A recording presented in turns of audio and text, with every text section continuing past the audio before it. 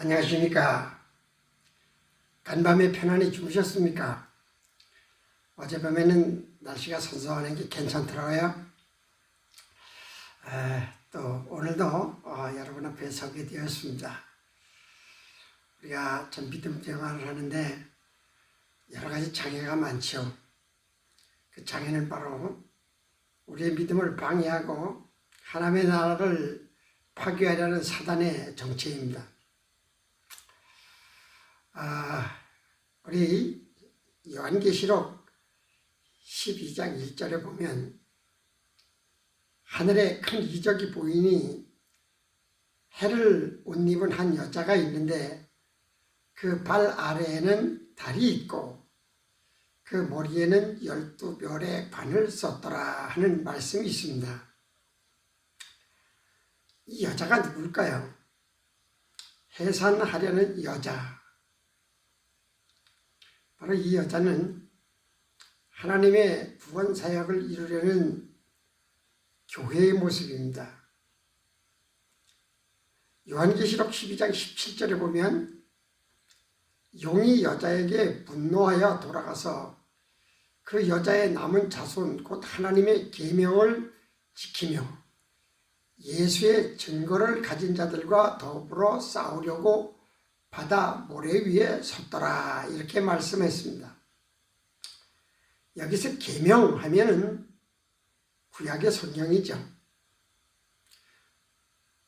계명을 지키는 구약의 성도들. 예수의 증거는 신약 성경입니다. 신약의 예수 그리스도의 십자가의 피의 증거를 가진 교회요 성도를 말하는데 이 용이 이 구약교회의 성도와 신약교회의 성도 교회와 싸우려고 바다 모래 위에 서 있다 이랬습니다. 그런데 여기에 이 여자가 그 발 아래에 달이 있고 머리에는 12별의 관을 썼더라 이랬습니다. 이 여자가 교회라면 이 여자의 존재의 아름다움과 권위를 우리가 스스로 깨달아야 됩니다. 교회는 그만큼 영광스러운 관을 쓴 우리 그 성도는 그 이론이라는 거죠. 내가 섬기는 교회와 성도의 아름다움에 권세를 감격적으로 받아들이고 믿음 생활을 해야 됩니다. 달을 발 아래 두었다는 이야기는 12개의 별로 장식된 면류관을 쓴 교회의 영광인데 12관은 이스라엘 12지파를 말합니다. 그런데 이 여자의 정체가 해와 태양을 옷으로 입었다 그랬습니다. 근데 요한계시록 1장 16절에 보면 예수님의 모습을 이렇게 말합니다. 그의 오른손에 7별이 있고 그의 입에서 좌우에 날선 검이 나오고 그 얼굴은 해가 힘있게 비치는 것 같더라 그랬습니다. 이 땅에 있는 교회는 해, 즉 빛으로 옷을 입은 교회입니다. 그러니까 얼마나 빛나게 영광스럽게 살아야 될 것을 알게 되죠. 이 여자, 구약의 교회는 해와 달과 별의 빛으로 세상을 비추게 되어 있습니다. 그러므로 세상에 있는 예수님의 피로 세운 교회는 예수의 영광과 빛을 발해야 되는 것이 사명입니다. 이 여자가 달을 밟고 서 있다 이랬습니다. 달은 세상을 의미합니다. 달은 자체의 빛을 발하지 못하지요. 해의 빛을 받아서 반사하는 것입니다. 그러므로 이 세상을 하나님의 빛을 받아서 세상을 밝혀야 되는 것이 교회의 사명이요 성도의 사명이라는 것입니다. 빛이 어떤 곳에 필요합니까? 빛은 어두운 곳에 필요한 것입니다. 빛은 이 어둡다는 것은 빛이 없어서 어두운 것이 아니라 하나님의 말씀이 없는 곳이 어두운 곳입니다. 하나님의 말씀이 없는 곳에 모든 생리적인 것을 보면 어둡습니다.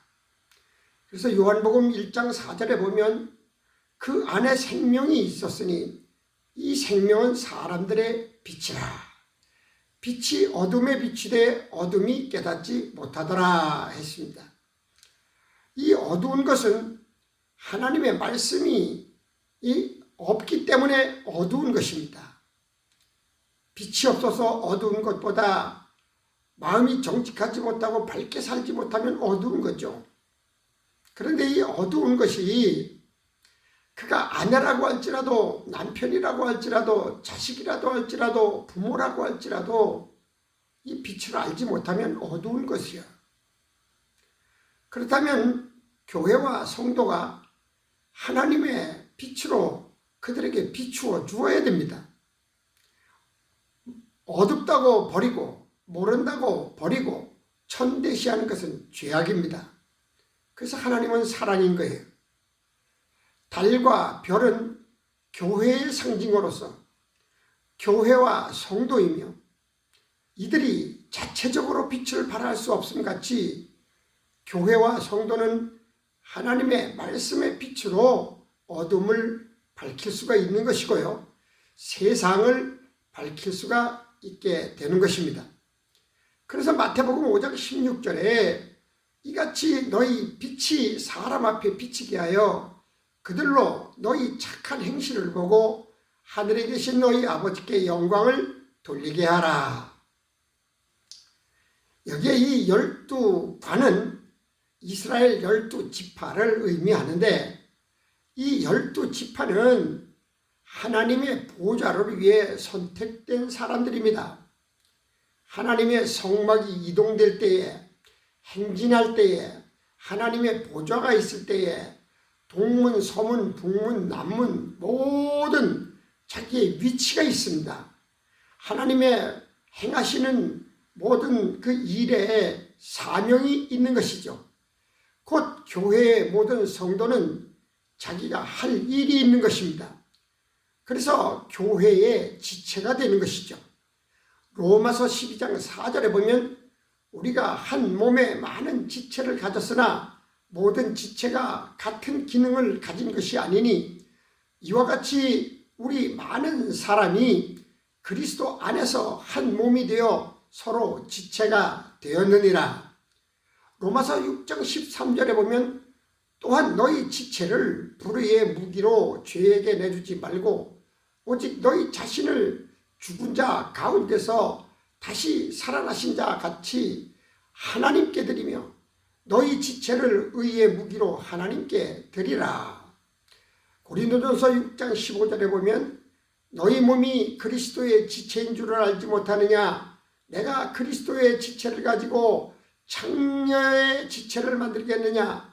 결코 그럴 수 없느니라. 고린도전서 12장 27절에 너희는 그리스도의 몸이요 지체의 각 부분이라. 이 지체는 선택받은 자의 숫자고 선택받은 자들의 모임입니다. 우리가 알아야 할 것은 보이지 아니하는 하나님의 실체를 교회의 빛으로 보여야 되는 것입니다. 그 교회의 모습이 하나님의 모습이며 하나님의 모습이 교회의 모습인 것으로 살아가야 됩니다. 교회는 세상 달의 위에서 구원을 주도적으로 이끌어가야 하는 것입니다. 요한계시록 12장 3절에 보니까 하늘에 또 다른 이적이 보이니 보라 한 큰 붉은 용이 있어 머리가 7이요 뿔이 10이라 그 여러 머리에 7 왕관이 있는데 했습니다. 이게 바로 용의 실체예요. 사탄의 실체입니다. 땅의 존재들은 용을 추앙합니다. 용의 존재를 흠모합니다. 이 용의 존재는 창조 때에 하나님이 만드신 피조물 중에 하나인 천사였습니다. 하나님을 수종드는 이 천사가 그 직무를 영광스럽게 생각하지 않고 타락을 합니다. 그래서 타락된 이 천사가 땅으로 쫓겨내서 용이 되는 것이죠. 그 천사의 타락의 원인을 우리는 알아야 됩니다. 유다서 1장 6절에 보면 또 자기의 지위를 지키지 아니하고 자기 초소를 떠난 천사들을 큰 날의 심판까지 영원한 결박으로 흑암에 가두셨다고 말씀하셨습니다. 천사의 타락이 이처럼 무서운 것을 알면 교회나 성도의 타락을 다시 생각해야 됩니다. 교회가 교회의 지위를 지키지 않는 것과 성도가 성도의 지위를 지키지 않으면 용의 권세를 가지는 것입니다. 즉 사탄의 권세가 되는 거죠. 이 피조물이 감히 자기의 지위를 지키지 아니하고 타락하였습니다. 이 타락이란 하나님의 권위에 도전하는 것이죠. 그의 모습에 붉은 용이라고 했습니다. 땅의 권좌의 상징은 용입니다. 땅의 권좌의 상징이 용이듯이, 즉 우두머리에 이 7머리를 달고 군림을 합니다. 이 용이 뿔을 10개나 달고 나옵니다. 뿔은 성경에서 힘으로 작용하고요. 7머리는 그 교묘한 그 머리를 수단을 말하고 있습니다. 뿔의 성격은 힘을 말하는데 이 모든 것이 7머리나 이 10뿔이 다 사탄의 저력을 말합니다. 우리의 믿음의 전반에 파고드는 사탄의 뿔을 제거해야 되고, 믿음의 완성은 이것을 알고 행할 때 승리할 수가 있게 되는 것입니다. 오늘도 믿음의 전장에서 이 모든 용의 정체, 사단의 정체를 잘 파악하고 알아서 그 싸움에서 승리하는 귀한 성도의 생활이 되어지시기를 간절히 기대해 봅니다. 감사합니다.